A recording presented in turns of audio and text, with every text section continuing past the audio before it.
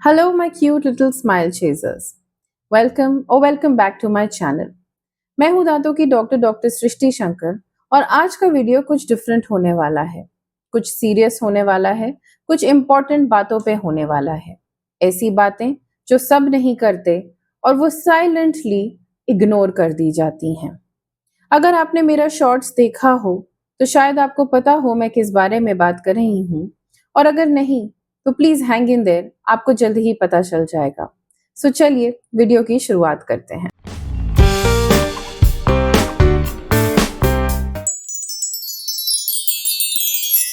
First of all मैं एक trigger warning देना चाहूंगी।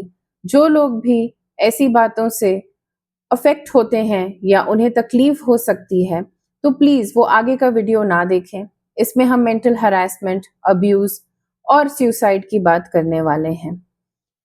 लेकिन मैं ये भी आशा करती हूँ, होप करती हूँ कि ये वीडियो मैक्सिमम बच्चों तक पहुंचे, स्पेशली दोज जो डेंटल कॉलेज स्टार्ट करने वाले हैं, चाहे वो फिर बीडीएस के हों चाहे एमडीएस के हों, या उन तक भी जो ऑलरेडी डेंटल कॉलेज में पढ़ रहे हैं और वो साइलेंटली इस हरासमेंट और अब्यूज को सह रहे हैं। तो ये वीडियो आज हम मेंटल हेल्थ के बारे में बात करने वाले हैं कि कैसे डेंटल कॉलेजेस में जो स्टूडेंट्स हैं वो साइलेंटली इस मेंटल हरासमेंट को, अब्यूज को सहते रहते हैं at the hand of faculty and teachers, and how is it affecting them and what can they do about it. So if you are that someone who is interested in this, तभी आप ये video आगे continue करें, वरना please ये video यहीं पे बंद कर दें। So if you are someone who's continuing to watch this video, then I'm assuming कि कभी ना कभी आपने भी ये फेस किया है, या शायद आप ये फेस कर रहे हैं, या शायद आप एंग्शियस हैं कि ऐसा आपके साथ भी हो सकता है। अभी रिसेंटली जो इवेंट हुआ है शारदा यूनिवर्सिटी में, जहाँ पे बीडीएस सेकेंड ईयर स्टूडेंट ने सुसाइड अटेम्प्ट कर लिया और उसमें अपने दो टीचर्स को ब्लेम किया है कि वो उसे ह्यूमिलिएट कर रहे थे, टारगेट कर रहे थे, फेल करने को थ्रेटन कर रहे थे, और इन सब चीज़ों की वजह से उसको बहुत मेंटली स्ट्रेस हुआ, हरासमेंट फील हुआ, and she just couldn't take it anymore और उसने अपनी जान लेने का सोचा। तो क्या आप समझ सकते हैं, इमेजिन भी कर सकते हैं कि वो किस लेवल ऑफ स्ट्रेस से गुजरी होगी। शायद वो अपने माँ बाप को एक्सप्लेन नहीं कर पाई हो, शायद उसके दोस्त यारों ने ना समझा हो कि वो इस कदम का एक्सट्रीम स्टेप भी उठा सकती है, नहीं तो शायद उन्होंने उसकी मदद करने की कोशिश करी होती, या शायद उसने किसी को कुछ बताया ही नहीं, वो साइलेंटली सहती रही क्योंकि ये डेंटल कॉलेजेस का नॉर्म बन गया है। एंड यू नो व्हाट, मुझे अपने भी डेंटल स्कूल के दिन याद आ जाते हैं। 8 साल के डेंटल स्कूल में, फिर चाहे बीडीएस रहा हो चाहे एमडीएस रहा हो, एज ए स्टूडेंट मैंने भी ये फेस किया है। लेकिन कहा जाता है ना कि मेंटल हेल्थ की बातें पहले इतनी कहाँ होती थी। मेंटल हेल्थ, अरे ये कौन सी चीज होती है। बी स्ट्रांग, सहना सीखो, it is making you stronger. Dental school में तो ऐसा होता ही है। डेंटल की पढ़ाई कोई आसान है क्या? यहाँ पे अगर टीचर्स डांटेंगे नहीं, कुछ बोलेंगे नहीं, तो सीखोगे कैसे? सीनियर्स कुछ कहेंगे नहीं तो सीखोगे कैसे? बट शायद there is a very fine line between being strict and being utterly cruel. शायद टीचर्स ये भूल जाते हैं कि जो बच्चे हैं, जो पढ़ने के लिए आए हैं, वो उनसे बहुत छोटे हैं, उम्र में कम हैं, मेंटली कम डेवलप्ड हैं, दुनिया उन्होंने कम देखी है। हम एज फैकल्टी 8 साल की वो जर्नी कंप्लीट करके हम फिर उस कुर्सी पे बैठे हैं जहां हम यंग माइंड्स को ट्रेन करने आए हैं। हम ये भूल जाते हैं कि बच्चे डिफरेंट काइंड्स ऑफ सेंसिटिव होते हैं। किसी को थोड़ी सी ही ऊंची आवाज कर लेने में रोना आ जाता है तो कोई मारपीट करके भी ठीक रहता है, लेकिन सब लोग सेम नहीं होते।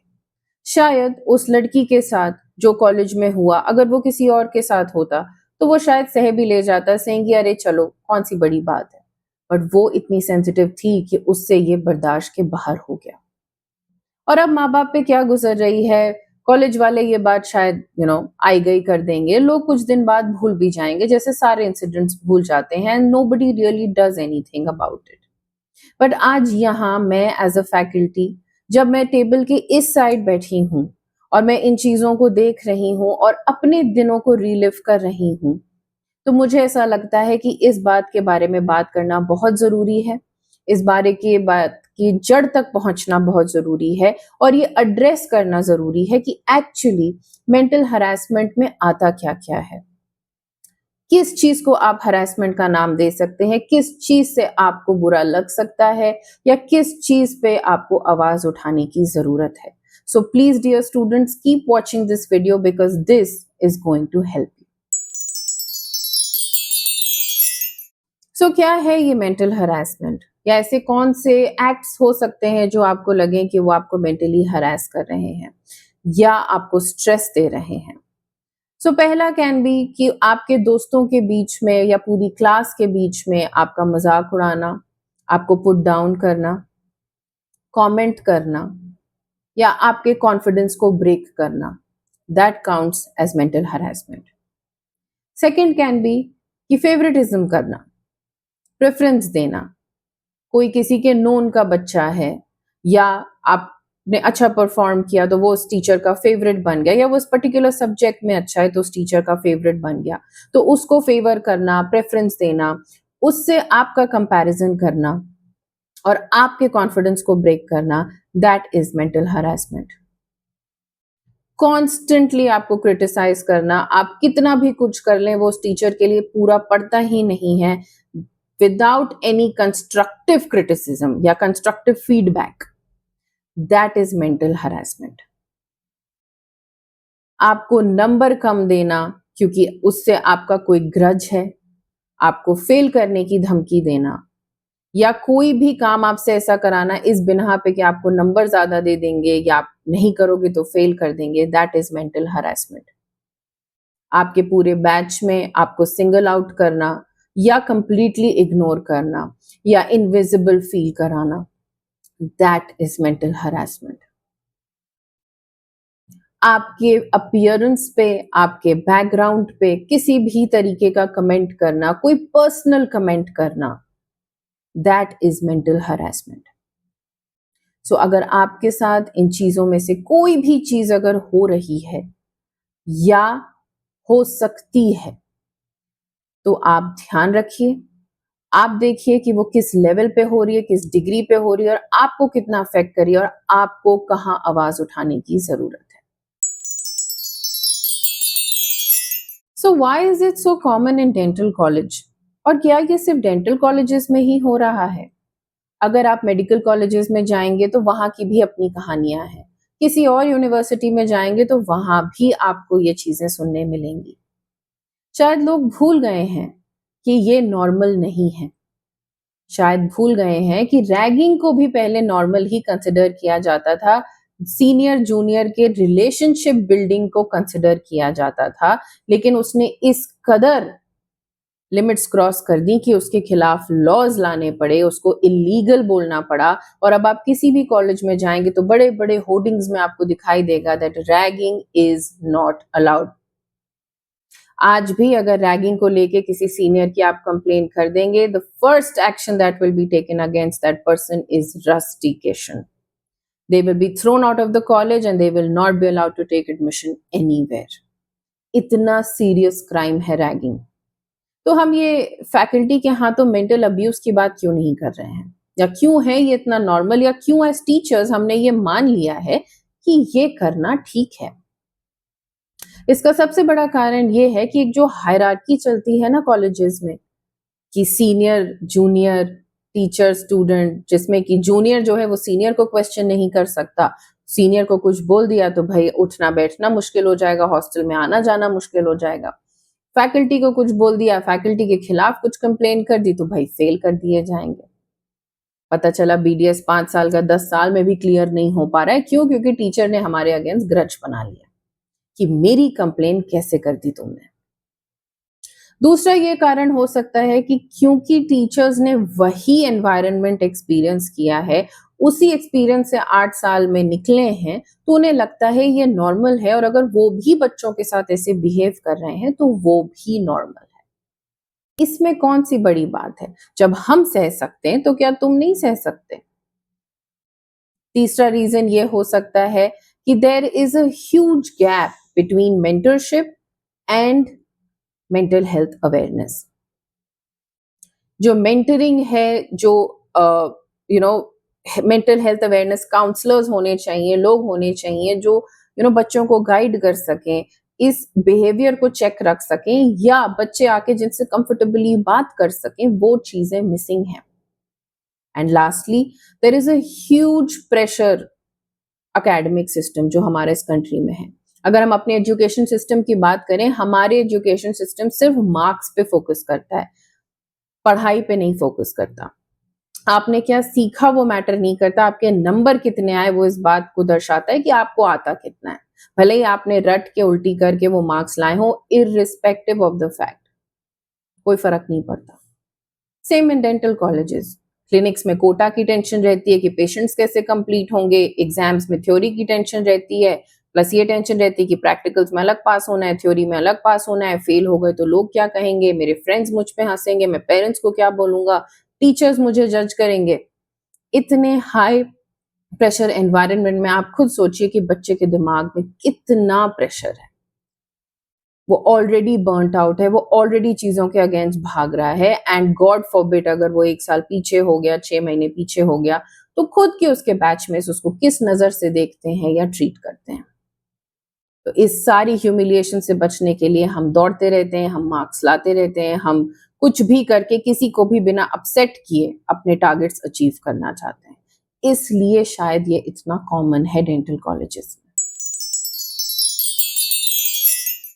So how does all of this behaviour affect a student? इसका मैं आपको एक रियल लाइफ एग्जांपल दूंगी। जब मैं बीडीएस में थी, एक पर्टिकुलर डिपार्टमेंट था जहाँ पे टीचर्स बहुत ज्यादा स्ट्रिक्ट थे, बहुत ज्यादा स्ट्रिक्ट। मतलब उनसे आप नॉर्मली जाके कुछ पूछ भी नहीं सकते थे, क्योंकि वो आपको इतना बेइज्जत करते थे कि आपको डर लगता था। आपको डर लगता था कि कहीं वो आपका नाम बुला के आपसे कुछ पूछ ना लें, कोई क्वेश्चन क्लास में ना पूछ लें, या आपके लैब पोस्टिंग्स जब होते हैं या क्लिनिक्स होती हैं तो उसमें कुछ ना पूछ लें। बहुत तेज आवाज में बात करते थे, पेशेंट के सामने तक पुट डाउन करते थे कि पेशेंट का भी आप में कॉन्फिडेंस लूज हो जाता था और आप भी पेशेंट से नजरें नहीं मिला पाते थे। वो एक डिपार्टमेंट ऐसा डिपार्टमेंट था जिससे सबको खौफ था, लेकिन मुझे सबसे ज्यादा था, क्योंकि उसमें एक सीनियर टीचर ने मेरे अगेंस्ट एक ग्रज बना लिया था, मेरे अगेंस्ट एक ओपिनियन बना लिया था कि ये लड़की ऐसी ही है और इसे तंग करना मेरा मकसद है। मेरा 3rd ईयर और फाइनल ईयर उस डिपार्टमेंट में बहुत डिफिकल्ट भी था। एक और डिपार्टमेंट था जहां पे वो मेरे फ्रेंड्स से मेरे को कंपेयर करते थे और मेरे को पुट डाउन करते थे। सो मच सो कि मेरे फादर को आके कॉलेज से मिलना पड़ा था, अथॉरिटीज से मिलना पड़ा था, आस्किंग की प्रॉब्लम है क्या। मैं घर फोन कर करके घंटों रोती थी, मम्मी पापा को बोलती थी कि मुझे बहुत अजीब सा लगता है, मुझे मेरी तबीयत ठीक नहीं लगती, मुझे उस डिपार्टमेंट जाने का मन नहीं करता। सो मच सो कि मेरी बॉडी में हार्मोनल इम्बैलेंस हो गया था। My father had to take me home for 1 week, and वहां पे मेरे को बहुत आराम चैन से उन्होंने समझाया कि कोई कुछ भी करे, कुछ भी हो जाए, हम तुम्हारे साथ हैं, ये मार्क्स मैटर नहीं करते, कुछ मैटर नहीं करता। So my point is dear students, कि ये मेंटल हरासमेंट का जो भी एपिसोड आपके साथ हुआ हो, आपको मेंटली बहुत अफेक्ट करता है, और आपको ये तब समझने की जरूरत है कि आप अकेले नहीं हैं। अगर आपको लग रहा है कि कोई चीज, आप किसी चीज के बारे में कॉन्स्टेंटली सोच रहे हैं, किसी टीचर से आपको बहुत ज्यादा डर लगने लगा है, या आपको डर लगता है कि अगर मैं ये गलती करूंगा तो इसका रेपरकशन ये होगा कि मुझे सबके सामने डांट पड़ेगी, या मेरे मार्क्स कम आएंगे, या मुझे फेल कर दिया जाएगा, या मुझे सिंगल आउट किया जाएगा, या मुझे पेशेंट के सामने डांट पड़ेगी, तो इस चीज को प्लीज इग्नोर ना करें। अगर आपको ऐसा लगता है कि आप घर फोन करके रोते हैं, परेशान होते हैं, अपने दोस्तों के बीच रोते हैं और परेशान होते हैं, या आपकी बात कोई समझ नहीं रहा है, so you are being mentally abused and you are in a condition जहां पे आपको मदद की जरूरत है। अगर आपको कॉन्स्टेंटली ऐसे थॉट्स आ रहे हैं कि मुझे मेरी लाइफ खत्म कर देना ही बेहतर है, क्योंकि मैं क्या अपने पेरेंट्स को समझाऊं, या मैं क्या इन टीचर्स को समझाऊं, या मैं इस टॉक्सिक एनवायरनमेंट में और रह नहीं सकता या सकती, तो आपको मदद की जरूरत है।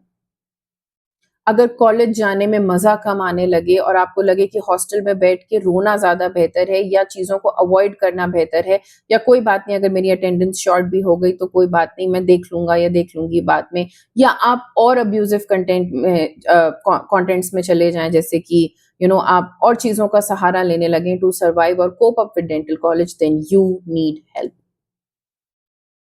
Because trust me dear students, एक चीज से निकलने के लिए दूसरी चीज में घुस जाना इज नॉट अ सोल्यूशन। आपको ये जानने की जरूरत है प्रॉब्लम क्या है, रूट कॉज क्या है और उसकी सोल्यूशन क्या है। चुपचाप सहना भी गलती है। सो आवाज उठानी है, बात करनी है, लेकिन करेक्ट लोगों से बात करनी है। सो कौन है ये करेक्ट लोग जिनसे आप बात कर सकते हैं? पहली चीज तो ये कि आपको आइडेंटिफाई करना है कि आप मेंटली हरास हो रहे हैं कि नहीं।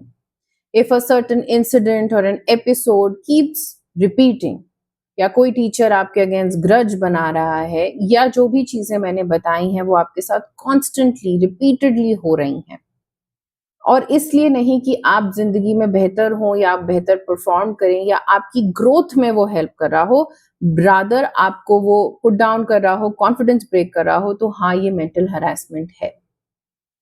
अब कॉलेजेस में ये होने लगा है कि बीडीएस में जब आप फर्स्ट ईयर में आते हैं तो आपके बैच में छोटे छोटे ग्रुप्स बना के, लाइक 5-6 स्टूडेंट्स का ग्रुप बना के उनको एक मेंटर असाइन होता है, और उन मेंटर्स का काम है कि वो आपसे वंस इन एवरी 2 वीक्स या once in every week meeting रखते हैं, जहां पे वो आपसे पर्सनली पूछेंगे कि आपको कोई प्रॉब्लम तो नहीं हो रही, कुछ सीखने में प्रॉब्लम तो नहीं हो रही, कोई लैंग्वेज बैरियर हो रहा हो, या आपके बैच में कोई प्रॉब्लम हो रहा हो XYZ।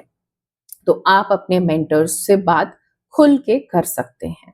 उन मेंटर्स का ये ड्यूटी है, रिस्पॉन्सिबिलिटी है कि वो इस चीज के रूट कॉज तक पहुंचे और आपकी मदद इन बेस्ट पॉसिबल वे कर सके।